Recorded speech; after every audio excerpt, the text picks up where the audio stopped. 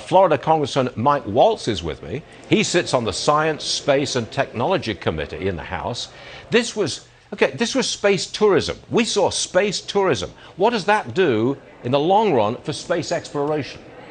Yeah, Stu, what this is going to do is democratize space. If you think back in the 1950s, only the wealthy could do commercial airlines or commercial aircraft flight, right? It was only the wealthy and relatively the few. Just a generation later, anyone can fly. And I think within another generation, you're going to see anyone be able to go into space. And I think you'll see DC to Tokyo in under 2 hours because of these rapidly emerging technologies. The other piece, Stu, we're seeing venture capital and investment flowing into new space companies and startups with amazing technologies.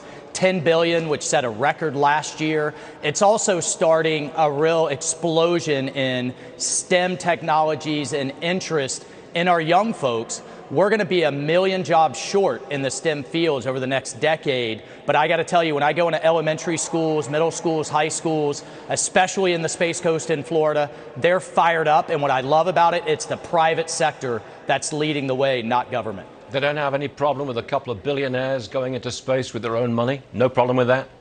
Yeah, no problem, honestly, at all, because of the technology spin-offs that are occurring and their ability to do it faster, do it more efficiently, and do it cheaper is completely changing the way we approach space. The other piece, too, is the Chinese are launching more into space than the rest of the world combined.